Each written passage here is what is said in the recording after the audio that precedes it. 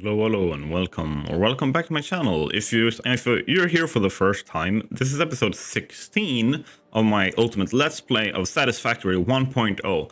So I would suggest go back and start from episode 1 and watch all the way through, because a lot of the stuff going on here makes no sense unless you do.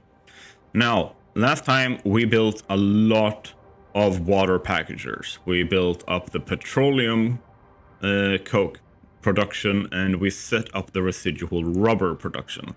Now, this episode we will 100% build up our fuel production, if I can just figure out how to balance 5 pipes of 400 so that I can get 10 sections of, or 6 sections of 300, and yeah, it's gonna be fun. It's gonna be fun. And we're going to be doing all of this today.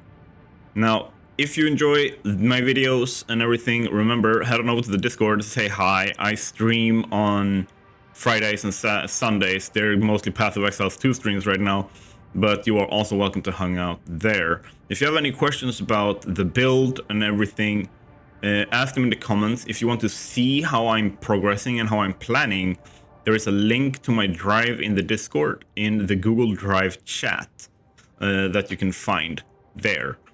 Along with all of my blueprints, save files, and all that kind of stuff. And it's free. You don't have to pay. You don't have to do anything. Just come hang out in Discord. You don't have to even speak. Some people just pop up, grab the stuff, and then disappear again. But we're over 400 people in the Discord, and it would be awesome if we could hit 1,000 people in the Discord. That would be insane. Now, let's get into today's episode. With no further ado, let's make fuel.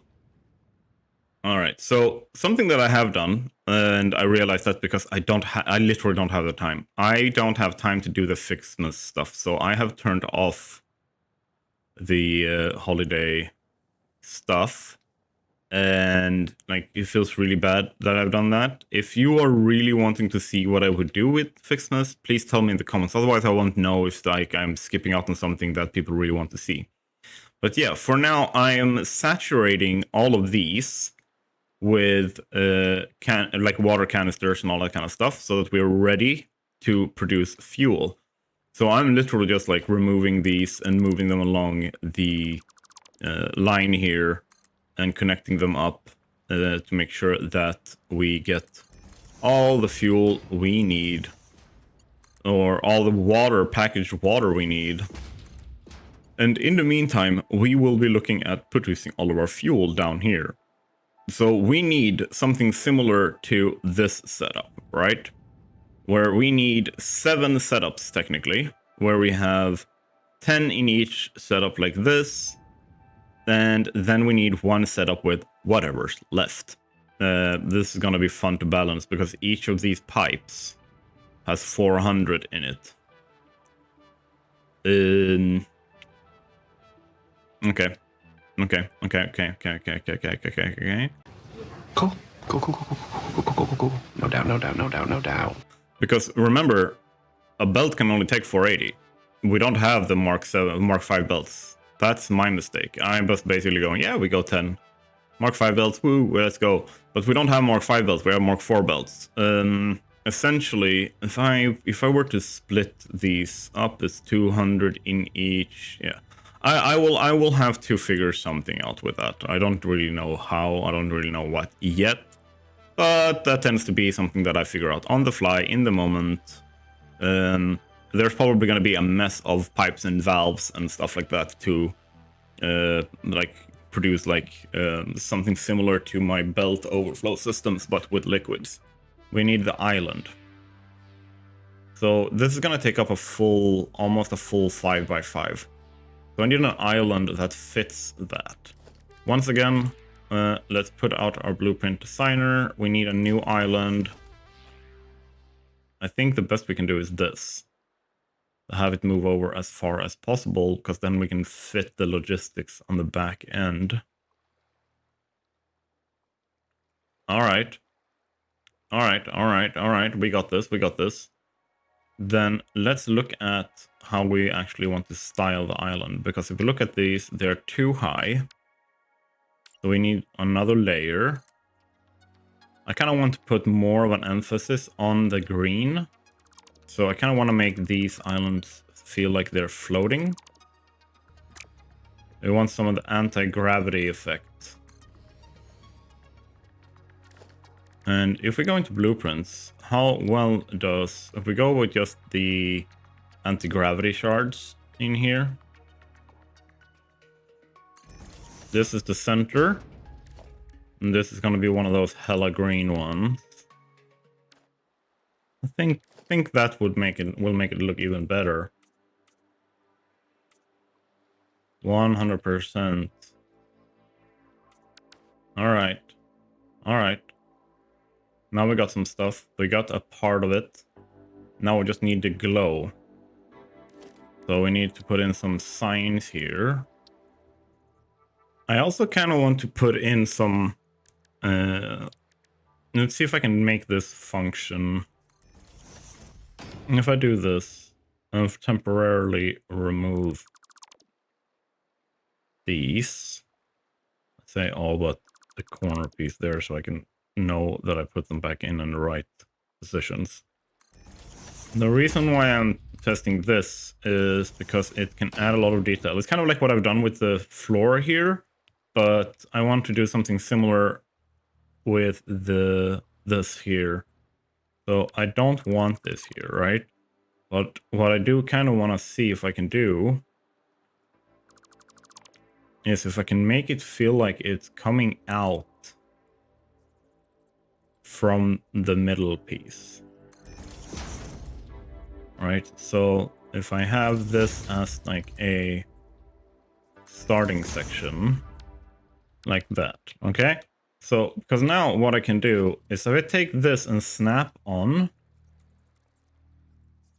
there and do the whole overlapping thing so that they look like solid lines. Rid of you. And swatch like that. And then we need to paste green lines in here. And we color everything in, giving us a very nice pattern that hopefully I've done right so you can actually see for the foundations. Otherwise I'll have to change the height of the foundations entirely. So this.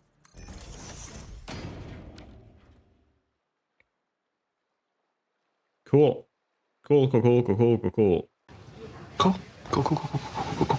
No doubt.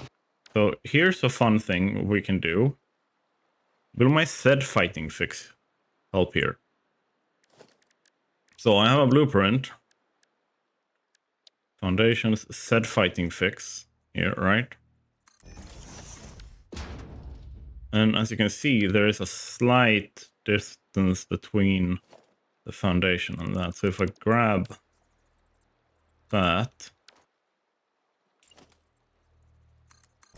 put like this,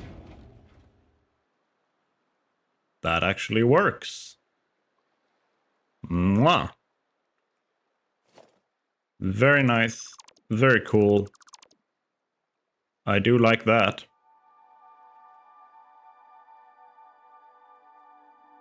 Okay, that is perfect. I love that.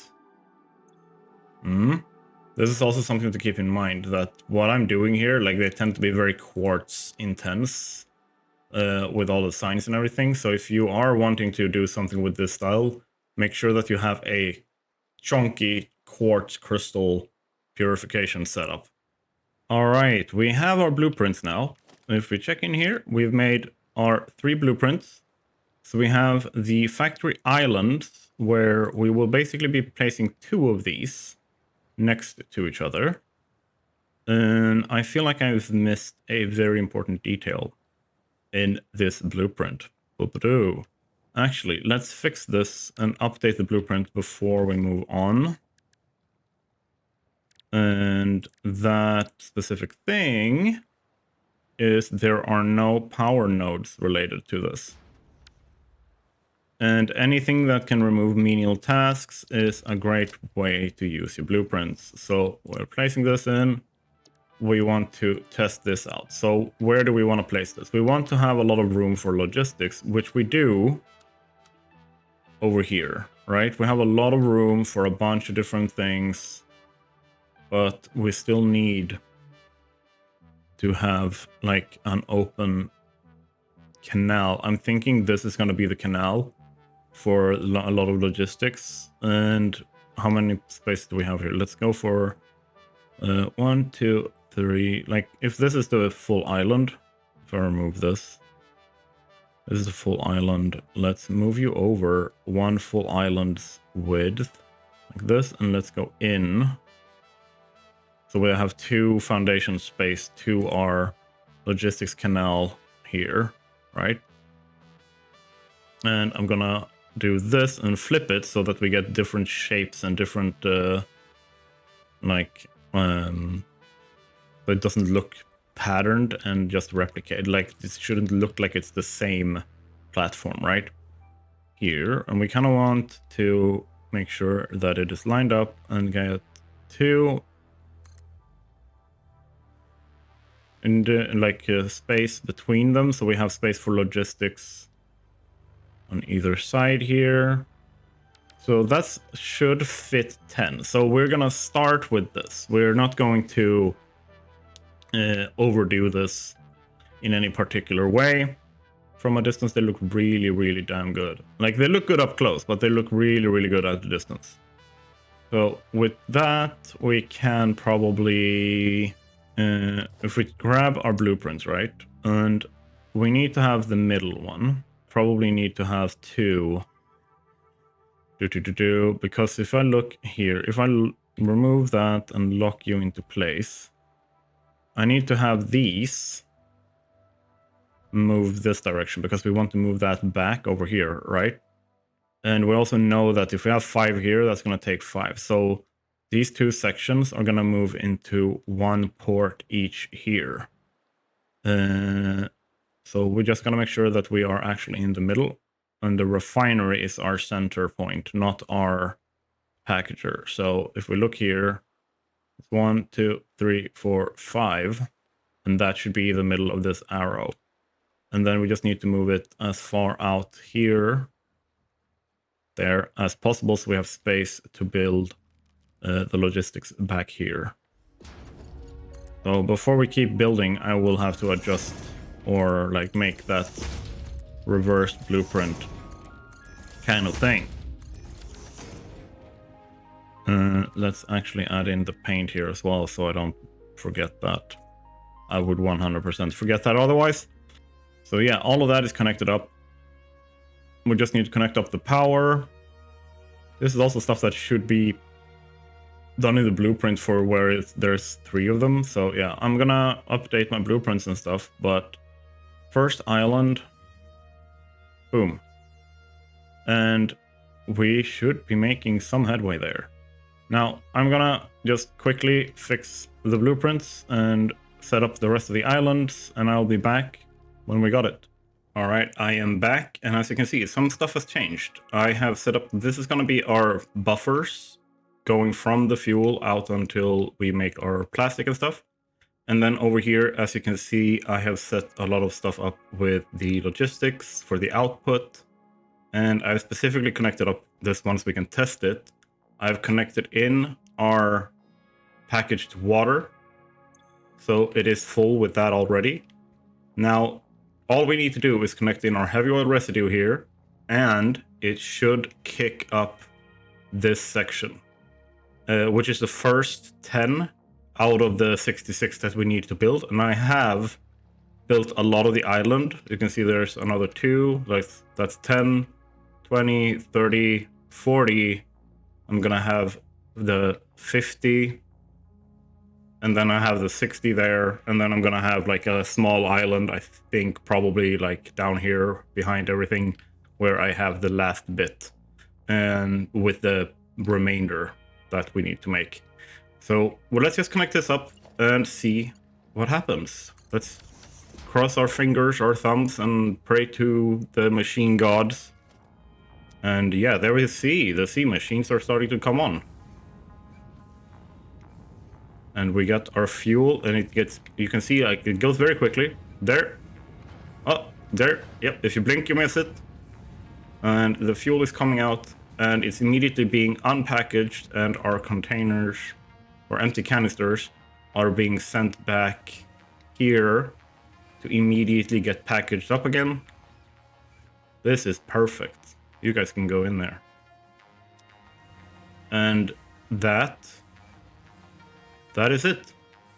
That is excellent. I love this. It means that our cycle should be working. We'll see when it goes on 100%. I'm gonna leave it running for a little bit so we can see that. That's why I have this up here. Oh, that's a pipe. There we go. I want to see here if we can actually get this running properly at 100% efficiency, because that's what we need. So I'll be back in a few minutes once we have gotten it up and running. All right, so I've tested everything. It's running. It's at 100%. I've also saturated the system, so it stands still right now, but it runs a solid 600 liters of fuel, or cubic meters of fuel per minute.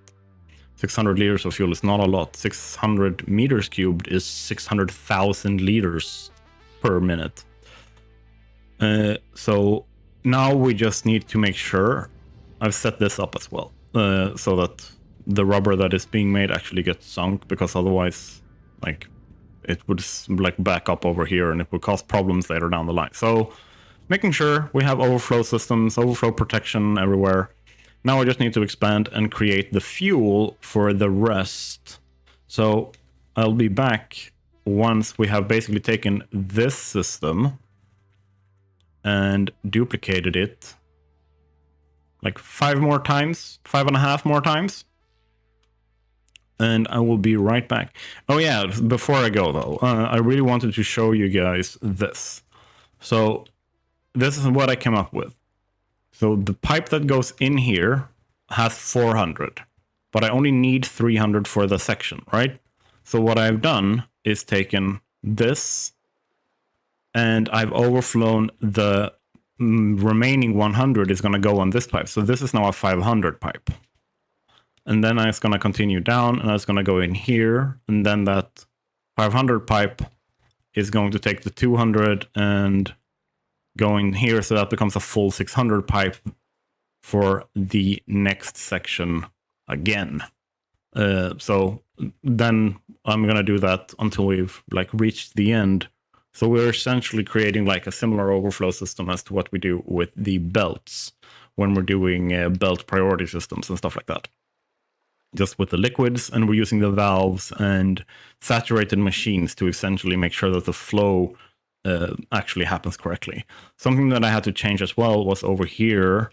I have now put in this in at the end of the line because that makes it work a lot better.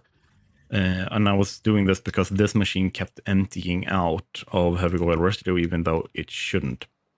Also, same thing here, putting a pump here to like guarantee the head lift needed, and it actually uses 6.5 meters head lift, so there was a need somewhere in this.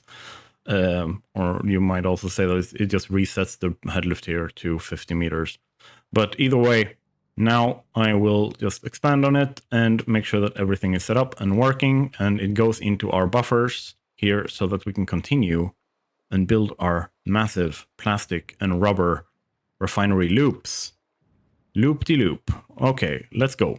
So after some game crashes and me having to increase the object limit of the engine, it gets that funny crash when it pops up and it says, you've used more than, what is it, 2.18 million objects in the world. That means like all the buildables and all of that kind of stuff. Animals, dogs, you yourself, all the belts, things on the belts, all of that counts as objects. And if you go over 2.18 million, the engine, Unreal Engine, says nope. But I've modded the engine. The config file there is now saying that I can have 100 million So now I should be able to continue playing without the game saying no. And also redid whatever work I lost, which was a lot of the pipe running over here. But everything is up and running. I have also adjusted for, and this is something that like I need to adjust in the planning as well. Because remember, this setup says it wants 11 refineries, but I have summer slooped the last one to get those last 200 and like 120 extra. What's it called? Petroleum coke. So I have actually used less of the heavy oil residue. So that extra heavy oil residue has now been used here to make more fuel down in the corner. Have the itty bitty what's left over being produced, and that production now makes, if we take 6 times 66.66, we make 400 extra fuel here, meaning in the end what we make here is 6 times 600, 3,600 plus almost 400 more. So we're making like with decimals to spare 4,000 fuel in this setup. And we will then in the next episode be doing some funky stuff with that. Specifically, we will be using a lot of it to make the plastic and rubber loops, but we will also set up a tiny production of Turbofuel. We will also, like, it's literally just so that I can have it in my backpack, like in the dimensional storage, just in case I need something, because like the liquid biofuel, this we have been testing, we have made a video on it, and it is the best fuel overall, but Turbofuel is really good when you want to go vertical quickly. So that I want to have it stored up. Oh, I haven't painted this yet. So I do want to finish that up next episode as well. So there's gonna be a little bit of like stuff going on, but everything's been tested. All of the loops work. As you can see, there's like empty space in the loops, and that is by design. And it is to make sure that the loops can run without them getting backed up, like without the empty canisters going, no, there's no more space for me. And that's why I wanted to have these like filled up before I started belting stuff around, because if you like, you don't really think about it like that, but the case is that belts are also somewhat of a storage, as well as the internal buffers of the machines. So there's stacks, one stack's going to be there, one stack's going to be there, and then you're going to have at least for these really long belts that goes all the way here, like each one of these is an empty canister. So that's also technically storage, and that's probably like another stack for each belt here. And that is like makes sure that while this can stay full, this part is never backed up. And that is really important, because it means that the machines can run freely without me having to make overflow with sinks and get rid of empty canisters. Because if we get rid of the empty canisters, this system ultimately breaks down. But it also means that we now have 66 diluted packaged fuel refineries up and running all over here. We have 66 water packagers set up over here. And we have 66 fuel unpackagers set up in parallel with our refineries. That is what we've been doing this episode, and holy crap, it's been a lot of pipes and belts and just moving stuff along. And I've also, like, just in preparation for the future, I've cleaned this up, but I don't really know what to do with... Oh, I missed something here. I don't really know what to do because I moved over a ton of plastic just in case. So I guess I have a backup storage of plastic in case I need to make more canisters. I don't know. I might use it as a stand-in for the Turbofuel, because that we do want to sink.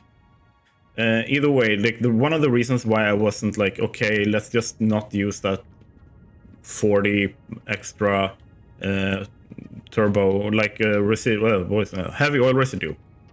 All of the words came to my brain at the same time there. Was because we still need that exact 1200 polymer resin being made, and that means that all of these still need to be running at 100% efficiency, and that won't happen unless we're using every single bit of the heavy oil residue as well.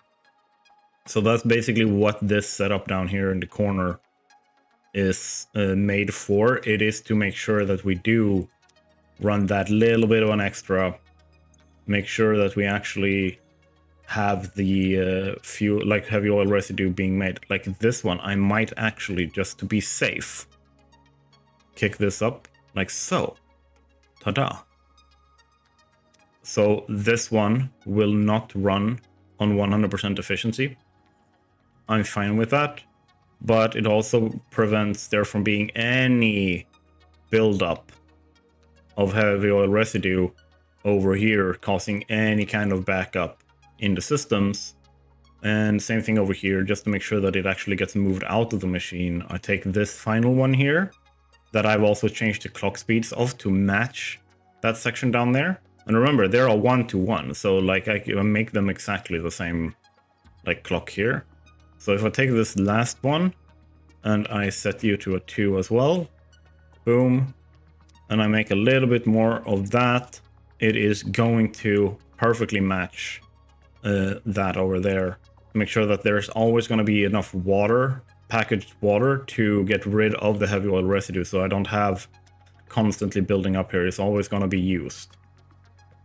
And that like goes down the line as well. Like for this loop to function, like the whole reason why it's called a loop is because you actually need to make sure that everything is running at the efficiency from the start that your initial production here, your residual rubber, needs to produce the amount so that you can get ultimately the numbers that you need over here. Because like theoretically, I'm assuming you're not storing or just straight up sinking 2000 plus rubber and plastic in the end. I'm assuming you're using that for more production later down the line.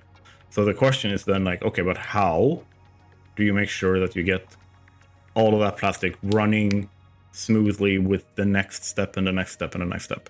And like starting out, we'll of course be using awesome things, but later down the line, it will be making computers, circuit boards, it will be making high-speed connectors, it will be making a ton of different high-level, super advanced stuff down the line. And the entire point is that when we've made that, it needs to be able to run at 100% efficiency. Otherwise, it will like come crashing down. The same thing with this.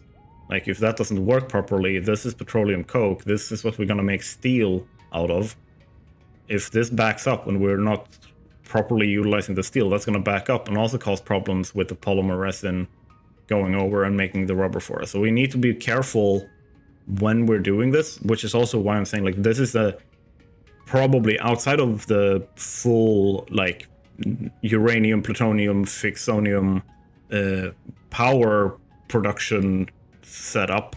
This is probably the most advanced production setup that exists in Satisfactory, and the most complex one. So I'm double checking and triple checking everything and making sure that all the numbers work and testing everything, testing it twice, testing it 3 times, just to be safe. Ultimately, yeah, like stuff like this, that's definitely not gonna make anything run. Yeah, forgetting to connect up all your belts. But either way, this means that episode 16 is done. I hope you guys have liked it. If you have, show so with a thumbs up, show so with a comment, subscribe, head on over to the Discord, hang out with us. After this episode goes live, we will be streaming, probably Path of Exiles too, but you are very welcome to join. And we will be, of course, continuing this down the line. And if you want all the blueprints, they are available through my Discord in a link to the Google Drive. It is free, but if you do want to support with a little extra, you can do so on Patreon or as a YouTube member from $1 a month. And I do love you guys for being here this far into the video. Now, have a great one, everyone, and we'll see you in the next one. Bye!